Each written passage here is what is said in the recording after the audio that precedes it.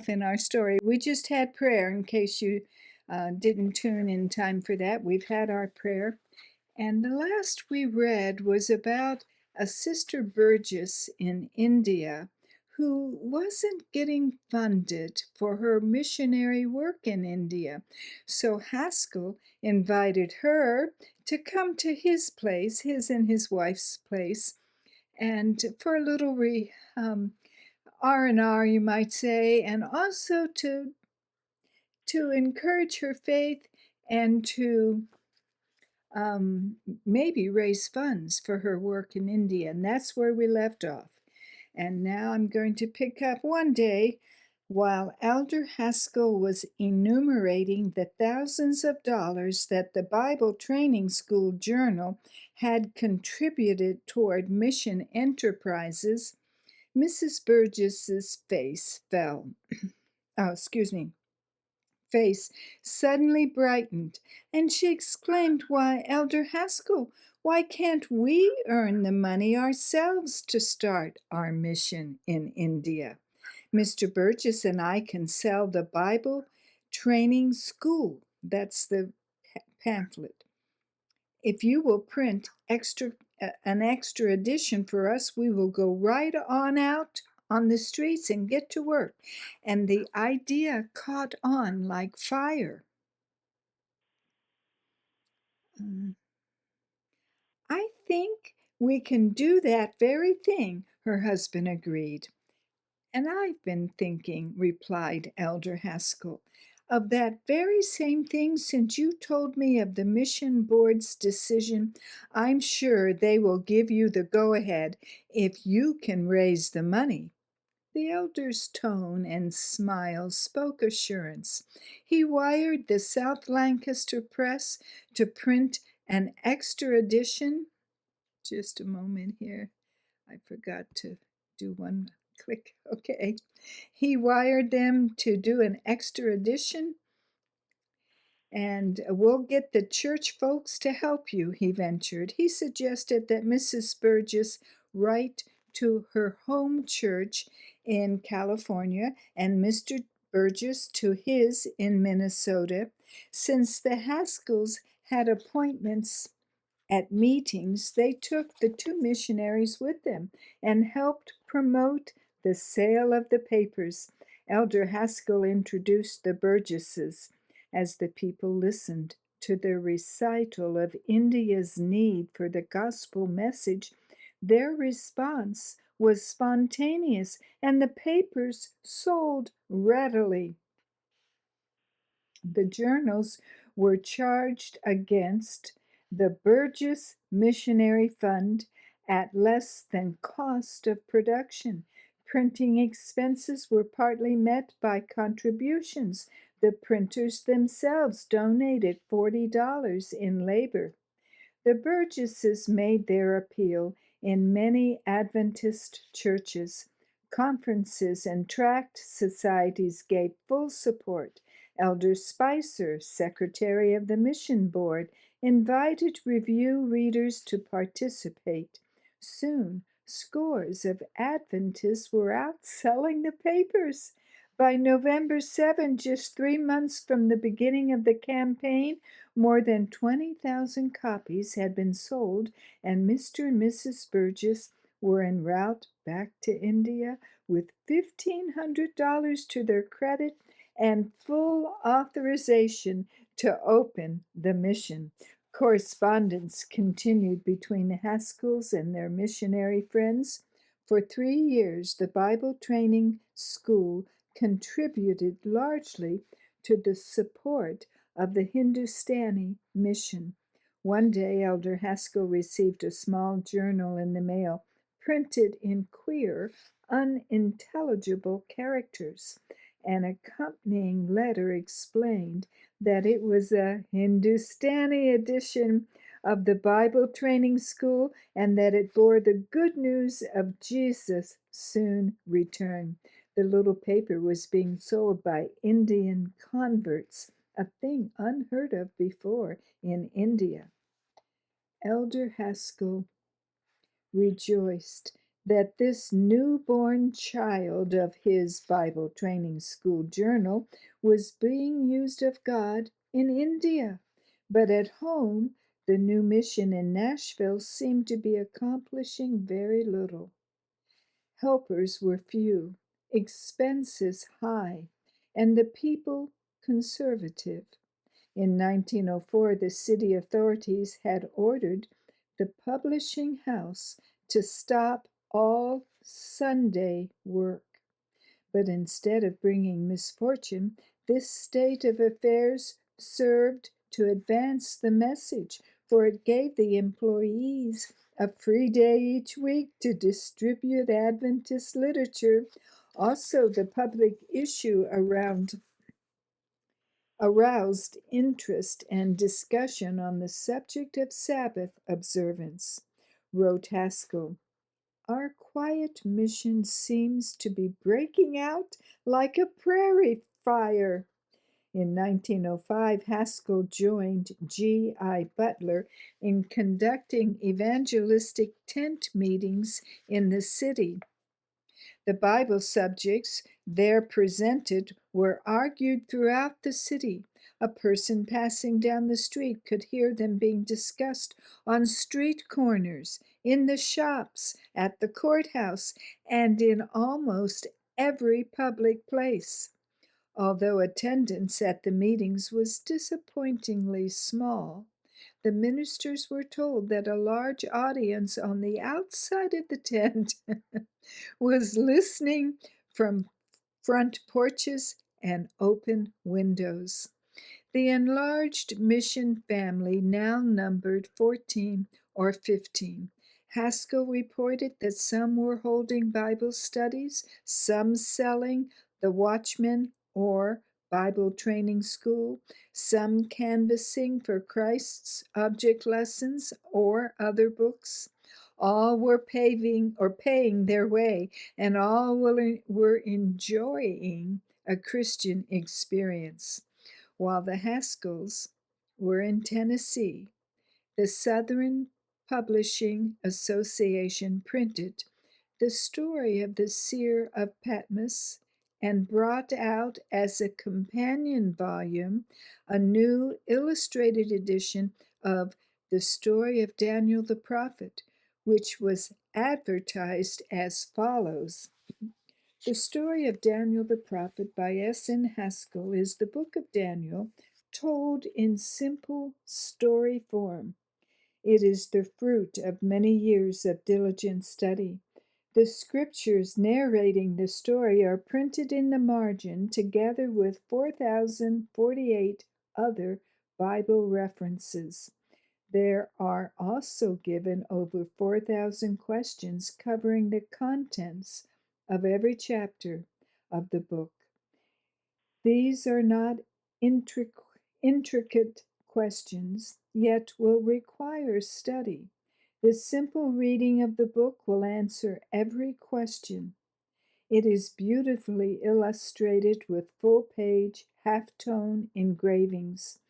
Further description of the book followed. It contains 369 pages, is bound in cloth, and sells for $1. Later, the two books were bound, each in 3 different styles, and sold at $1 or $1.25 or $1.50 to suit the purses of the various purchasers.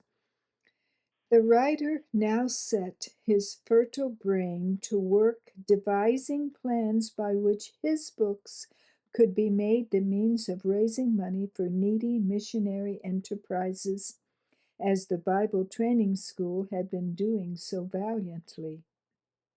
In their travels in the South, the Haskells frequently ran across companies of new believers struggling to raise money for church buildings. They also found mission schools crippled for lack of a span of mules, a plow, a farm wagon, or school equipment. Whatever the need, Haskell would offer to contribute some of his books or journals to help raise money, stipulating that the people get out and sell them and then turn in the full retail price to aid their projects. If the need was urgent, Haskell sometimes wrote to friends trying to interest them in helping to pay the cost of publication. One individual or group might pay for the typesetting, another for the illustrating, or perhaps the cost of materials used. By working any one of several different plans, Haskell was killing three birds with one stone. Hard pressed mission institutions and enterprises were being aided financially. A one help another spirit was encouraged within the church, and the precious saving truth contained in these books was being scattered far and wide. A transaction between Elder Haskell and Dr. David Paulson during a midwinter convention at Hinsdale illustrates the working of one of Haskell's favorite plans. The doctor was endeavoring to carry out instruction given our medical workers through the Spirit of Prophecy writings that they should open small sanitariums and treatment rooms in various places, thus creating many small centers of light. He was trying to train strong, faithful medical workers who, after training, would go out into different parts of the country to man these centers. At one such center, funds were needed to meet the payment on a church building the brethren were purchasing. Haskell offered the little church company 1,000 of his books in the $1.50 binding, the retail value of which would amount to $1,500. At Colporteur's rates, the books would cost them $750. Haskell himself offered to donate one half of that amount, charging them only $375 for the 1,000 books.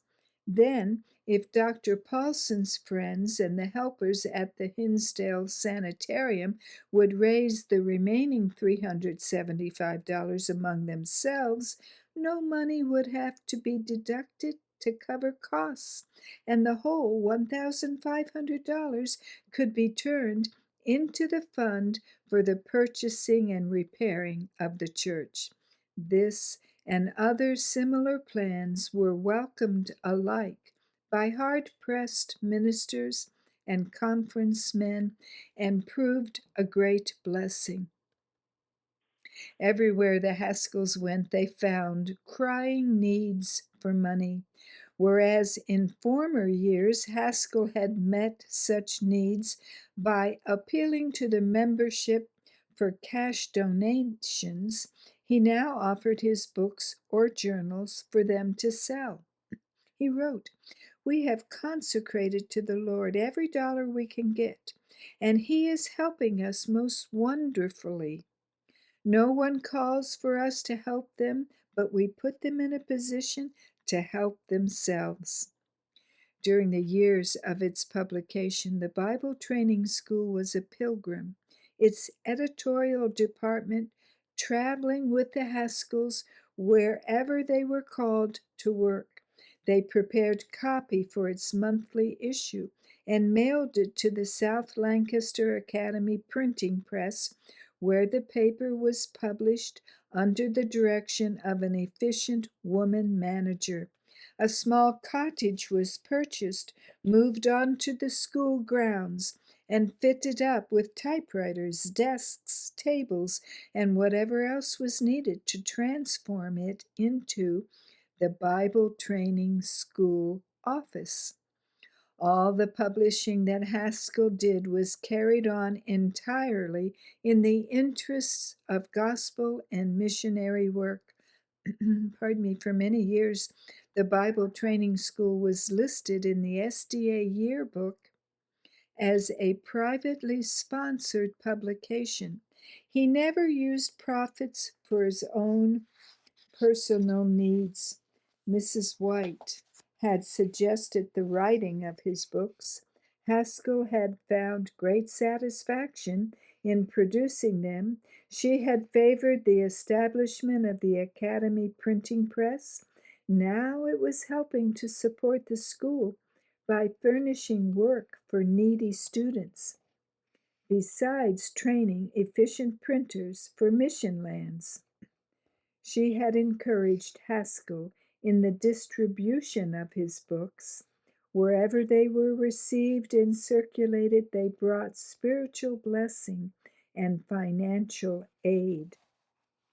After the Civil War, there had been much poverty and suffering in portions of the South. As the work of the church pushed into this part of the land somewhat later, God sent a call to the remnant church through his special messenger for families to move into those areas and teach the Advent message in a quiet, unobtrusive way. Some purchased small farms from which they could earn a modest living and establish community centers of Christian ministry. A number of them opened schools either among the black people or in Appalachia, where boys and girls deprived of educational advantages could earn their tuition by manual labor while receiving a simple but practical Christian education. At Madison, near Nashville, Tennessee, such a school and later a sanitarium were established by two leading educators, E.A. Sutherland and Percy T. McGann, Elder Haskell's companions on his 1889 to 1900 round world trip. Haskell was especially interested in the Madison Institution. He had been a member of the group who in 1904 selected the farm of about 400 acres on which it was established. This purchase had been made against the judgment of some of the wisest heads among them, as the land appeared to be worn out and impoverished. But Mrs. White, also with them at this time, insisted that this was the place the Lord wanted them to have. It was similar to many regions where their students would be working after they had finished their course of study, and they needed to learn how to cope with poor land and other unfavorable conditions. Also, Madison was not far from the city of Nashville, a prospective field for evangelistic activity. So these two men, strong in faith, decided to follow the guidance that had ever led them safely in the past. That's Sutherland and McGann. With a small group of teachers and students from Berrien Springs, Michigan, they started building. From Madison, teachers would establish other schools, smaller schools, but built on the same plan of self support. The Haskells often visited the little group of hard-working, self-sacrificing workers who were making a beginning at Madison. In 1907, Elder Haskell reported progress. So I was reading about Percy T. McGann and E.A. Sutherland and Madison, and how smaller schools were being established after the plan of Madison. The Haskells often visited their little group of hard-working, self-sacrificing workers who were making a beginning at Madison. In 1907, just a moment, there's one more thing.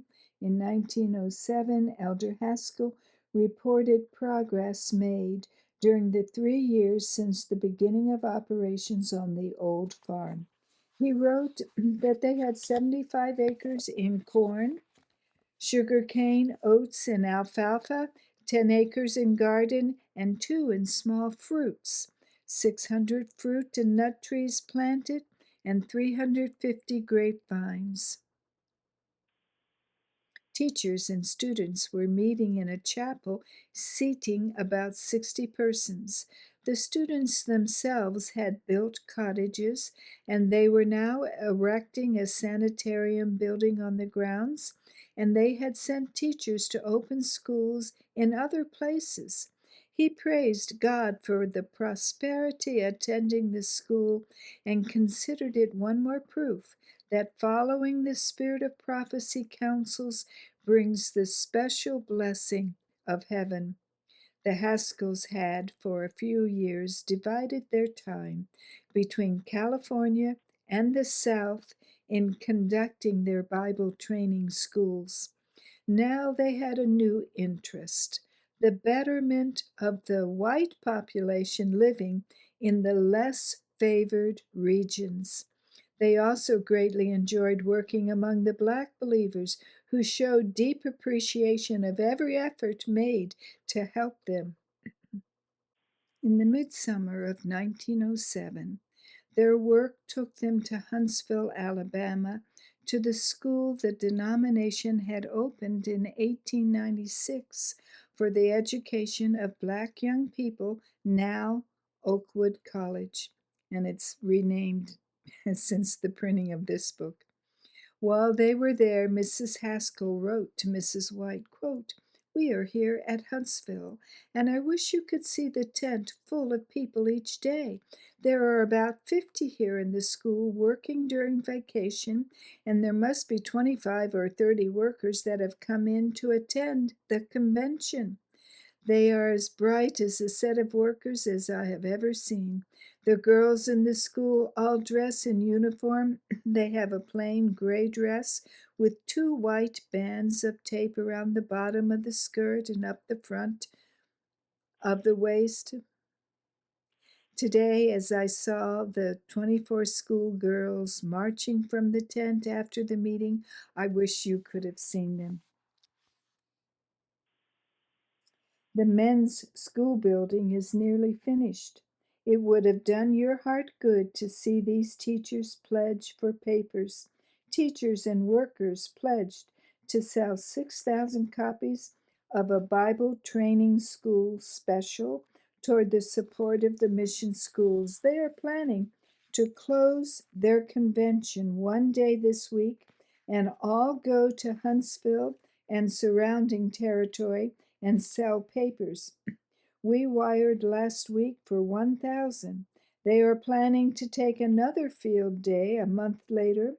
If we all together can sell 20,000, we will clear $1,400, and that will go a long way toward building plain little school houses. Thus, Oakwood became the source of help for other schools also. During the following winter, Elder Haskell was called to the presidency of the California Conference. Immediately upon his release 3 years later, early in 1911, he and Mrs. Haskell were back in their beloved South, looking after the mission and its interest in and around Nashville, and touring the self supporting schools that were beginning to dot the southern map. One such school was situated on Sand Mountain, a long ridge extending into Alabama near Chattanooga. It was called the Old Paths Industrial School at first, but later was known as the Sand Mountain School. A brother Tolman had relinquished a well-paying business as draftsman and had invested his entire savings plus some $3,000 bequeathed to him in this school project. He hoped to make it a blessing in this mountain region by providing children with an opportunity for Christian education.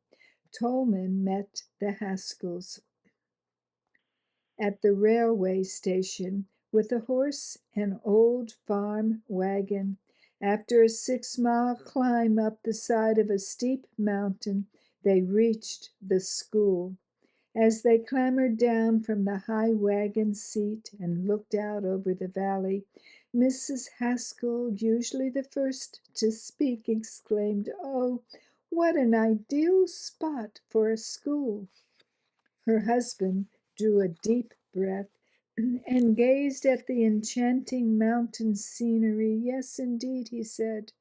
"This is the best possible location for a school in close contact with nature and with human need. Tolman, you undoubtedly have here the foundation for a successful mission enterprise." They saw the teacher's house, built almost entirely by Tolman himself, also a substantial 2-story schoolhouse with an upstairs apartment occupied at the time by 2 young men who were helping on the farm. Haskell preached in the schoolhouse once on Sabbath and twice on Sunday. The mountain people came in with their children and filled the schoolroom to capacity. They were intelligent people, although many of them could neither read nor write.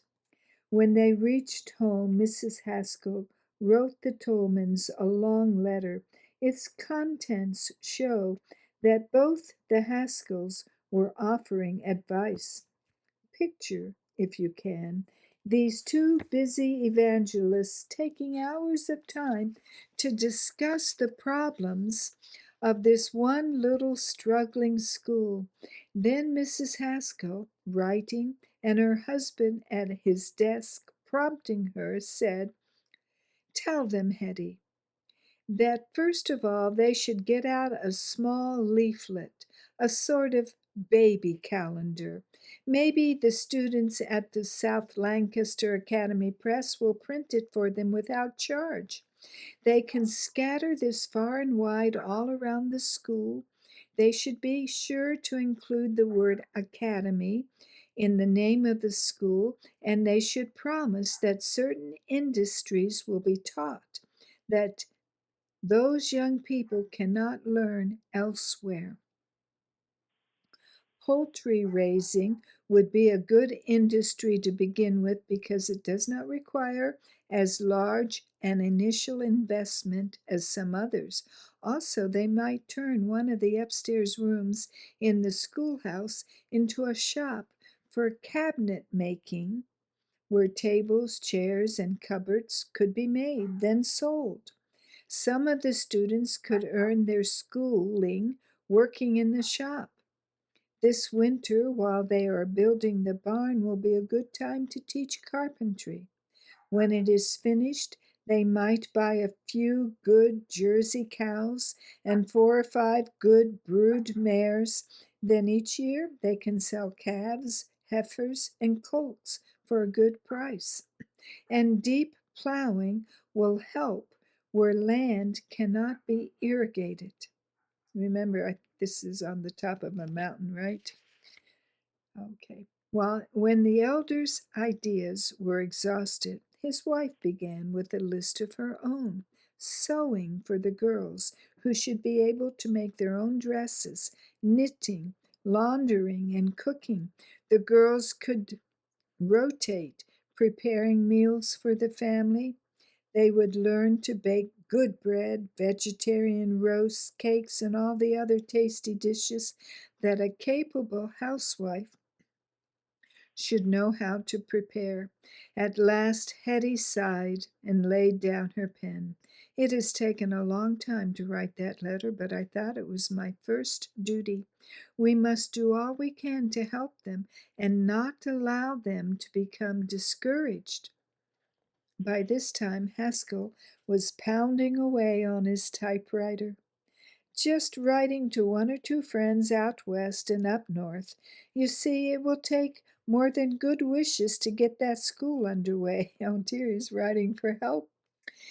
They need so many things: wire fencing for their garden, a serviceable wagon and harness, and a good horse. How can a man work a farm with such stock as Tolman has? One horse, I'm sure, won't be long in this world, and that horse, I'm sure, won't be long in this world, and the other is bulky as Satan. Balky, I should say, not bulky. Balky as Satan. I thought surely we would be late this morning when the old girl gave us an hour's pause. At last, it seemed like an hour, at least it seemed like an hour that we waited for her to lift her feet and move on. Then, too, continued Haskell, Mrs. Tolman should have a light buggy so she can visit among her neighbors. Oh, yes, don't forget to tell them I've requested 100 copies of Seer of Patmos to be sent them with a receipted bill. I've asked this good people of South Lancaster to prepay the freight. He also sent along this cheering quotation: when we have a burden or load to lift, we need not measure our puny strength with the size of the load, for when we take hold to lift, unseen angel hands lift with us. Soon afterward he wrote that he had received sufficient money from friends to buy the horse and wagon, the harness and the fencing, and to set the school up in business for the present. A few weeks later, Mrs. Haskell wrote from a workers' institute in Memphis, Tennessee, telling of her joy in finding people so eager to get out and do missionary work as they were there. 50 or more workers had come together, the cream of the churches, from among the best and most cultured class of the people, she called them, all Southerners. A big tent had been pitched in the residential section of the city and was filled for the evening preaching services. One day, when Elder Haskell was leading in a field day of home visitation, Mrs. Haskell started out with their stenographer to learn how the black believers in the city fared. She found their meeting house and described it as a miserable barn of a place, its walls inside partly whitewashed and partly covered with dingy paper, but in it were about 50 or 60 fine-looking, intelligent black people that I've ever seen. She wondered at the atmosphere of decorum and cheerfulness there, and was told that they were working toward erecting a church building. They had $100 already laid away, and the conference had promised to help them. She arranged for her husband to meet with them at the church, and soon he had them all out selling books and journals on his special fund-raising plan. Then he wrote to some of the prosperous California churches, telling of the struggles of the black people in building their church, and asked them for a few $100s. Isn't that wonderful? This is joy, exclaimed Mrs. Haskell, helping God's people wherever we find them, these warm-hearted, appreciative people. The Haskells never lost their love for the people and the work in the South. One of their joys in later years was to revisit church groups they had helped to raise up. They rejoiced to see the prosperity attending self-supporting schools and the special blessing of God on the workers. Schools had multiplied. In some places, small sanitariums were connected with the schools where workers, in cooperation with local physicians, cared for the sick and trained nurses. Elder Haskell usually announced their visits beforehand, and the neighborhood folks thronged the meetings, overflowing the schoolroom. Often services were held outside under the trees. For overnight gatherings, if there was insufficient space indoors to lodge all the guests, they cheerfully slept on blankets spread on the hay in the barn. At Bon Aqua, a quiet retreat in the hills about 40 miles from Nashville, the Haskells visited a rural school operated by the Martin family. The Martins had built their own schoolhouse. Mrs. Martin had taught free of charge. 3 generations, grandparents, parents, and children, all they ever knew of the rudiments of book learning. During those years, her husband worked the small farm to support the family. Mrs. Martin, a nurse as well as a teacher, was always ready to answer calls by day or night wherever there was serious illness. She very seldom accepted money for her services. Since her own children were old enough to help, she took in some pupils as boarders. Elder Haskell and his wife often wondered at the willingness of missionary workers such as these to endure privations and wearisome toil with little remuneration except the gratitude of an appreciative people and the smile of an approving God.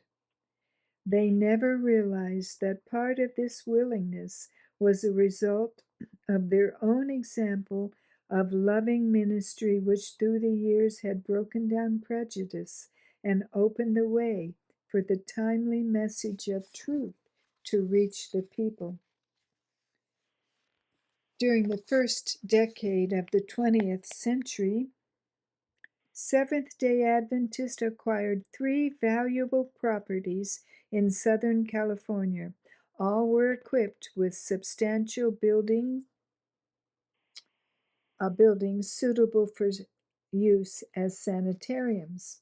Under divine instruction, Mrs. White had urged the purchase of these 3 properties and the establishment of a medical center at each location. She took a deep interest in them all, but the one known as Loma Linda, or the Hill Beautiful, in a rural community near the city of San Bernardino, captured her special interest and attention. In her dedicatory address at the opening of that sanitarium, she said, Loma Linda is not to be only a sanitarium, but an educational center.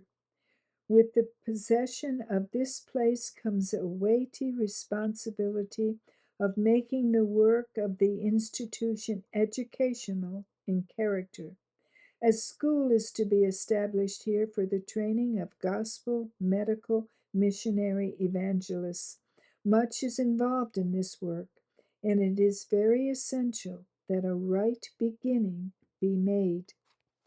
In harmony with the high ideals of Seventh day Adventists, and for the purpose of answering calls for medical missionaries from every part of the world where the Advent message was advancing, a unique type of training must be given in this school. Its students were to be taught how to treat the sick without the use of poisonous drugs. Most important, they would be trained to perform double service in medical ministry. While bringing relief to the sick and suffering, they were also to direct those suffering ones to lift their eyes to the Savior, who could heal spiritual as well as physical diseases. Later, in referring to her talk given at this time, Mrs. White said, I tried to make it plain that sanitarium physicians and helpers were to cooperate with God in combating disease not only through the use of natural remedial agencies He has placed within our reach, but also by encouraging their patients to lay hold on divine strength through obedience to the commandments of God. And at this time she wrote, "Our young men and young women are to find in Loma Linda a school where they can receive a medical missionary training and where they will not be brought under the influence of some who are seeking to undermine truth. The students are to unite faithfully in the medical work, keeping their physical powers in the most perfect condition possible, and laboring under the instruction of the great medical missionary. The healing of the sick and the ministry of the word are to go hand in hand." In 1905, Mrs. White had appealed to the Haskells to come and join the working force at Loma Linda. She wrote, "We must soon start a nurses' training school at Loma Linda. This place will become an important educational center, and we need the efforts of yourself and your wife to give the right mold to the work." They responded, as always, to the call and were soon carrying on a house-to-house evangelistic campaign in Redlands, Riverside, and other neighboring cities. As young people came to the sanitarium to enroll in the nurses' class as helpers or to work as helpers, they were allowed some duty-free time in which to assist in the visitation campaign, to distribute literature, and to sell the book The Ministry of Healing, the profits of which were dedicated to medical missionary work. In the summer of 1906, the calendar issued for the new school year listed 4 courses: evangelistic medical, collegiate, nurses, and gospel workers. The foreword states that the purpose in establishing the College of Evangelists, later renamed the College of Medical Evangelists, since 1962, the School of Medicine of the Loma Linda University, was to develop and train evangelists. The world needs evangelizing, and the work must be done speedily, she wrote. The phrase, "to preach the kingdom of God and to heal the sick," was printed at the foot of each page. Included among the instructors were 4 physicians, and that there might be thorough education in Bible doctrines and in field evangelism, Elder and Mrs. Haskell were asked to join the faculty. In the spring of 1906, Elder Haskell conducted a medical evangelistic tent series in the nearby city of San Bernardino. He held only 4 services a week, relying on house-to-house work as the surest way to establish converts.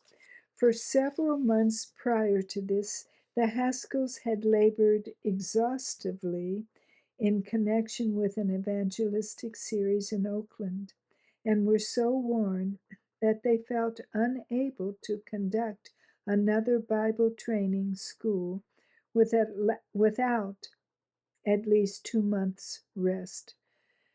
But they gathered a few workers around them. Mrs. Haskell wrote that their family numbered 10, and also drew into part-time service the 7 students in the nursing class and some members of the sanitarium staff. Each Sunday night they held a preaching service in the tent. Monday night was cooking class. Tuesday night, wrote Mrs. Haskell, was our first health school. Dr. Julia White gave a short lecture, and then they, the student nurses, demonstrated the treatments before the audience. Mrs. Haskell told about an opposition crusade that had started up within a block and a half of the tent, where the Goliath of Gath is still holding forth in the pavilion every night and prancing on the platform and screaming till he can be heard a block away.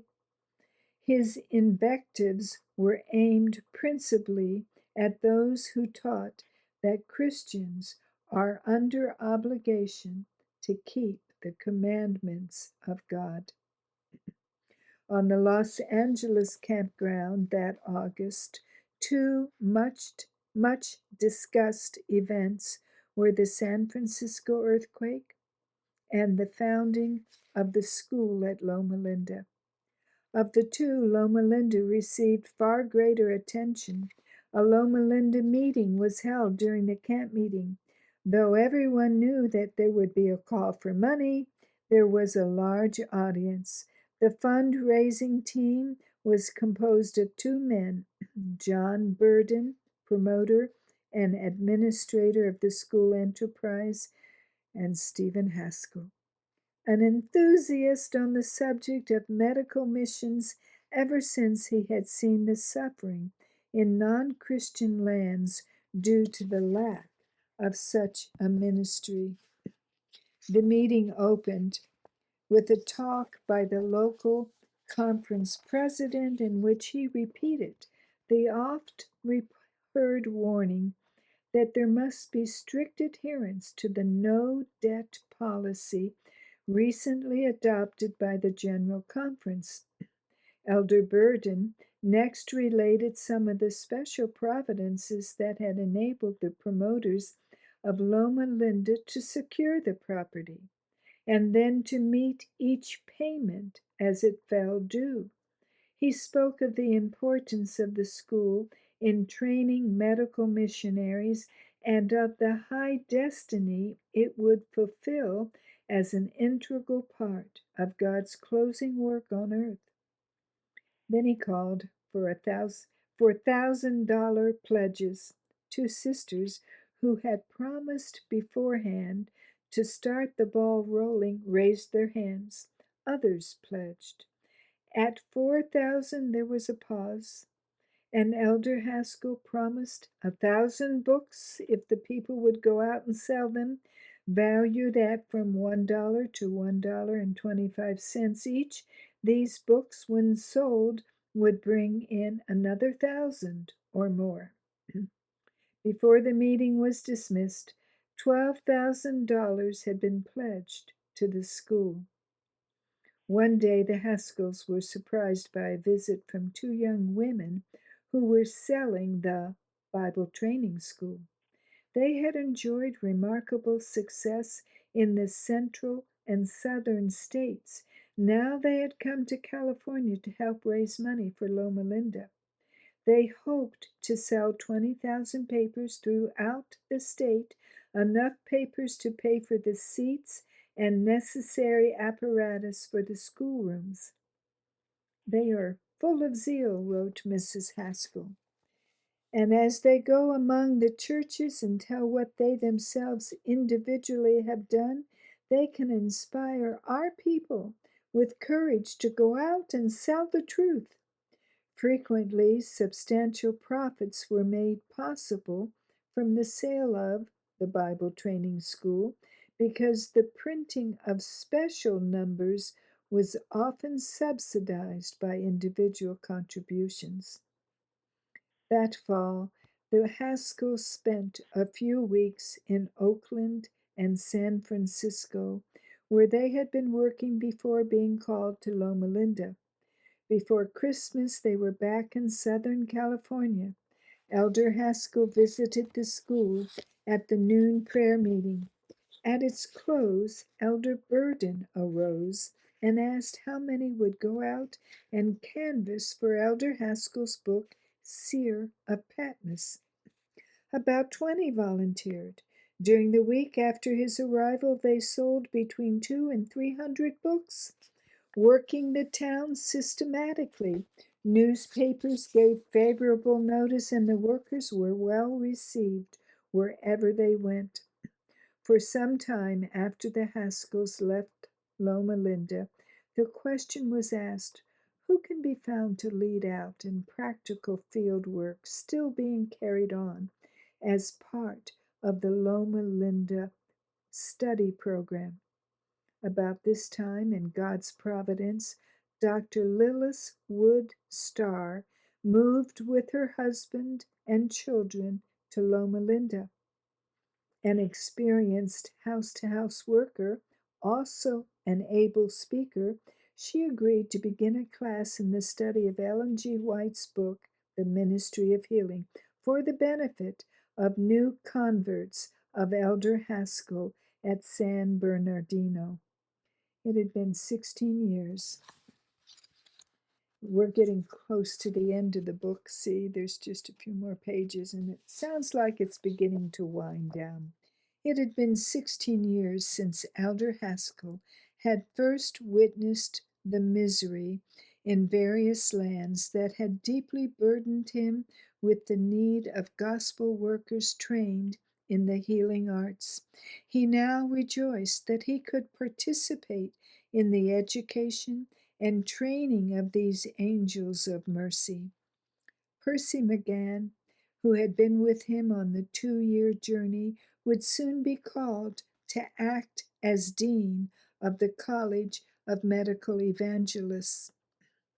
Prayer had gained the accomplishment of great aims. Prayer and faith and effort. After a good start in the educational features of the Loma Linda Institution, the Haskells, with their Bible training school program, soon went back to the southern states, but not for long. California needed the elder. And that's the end of that chapter.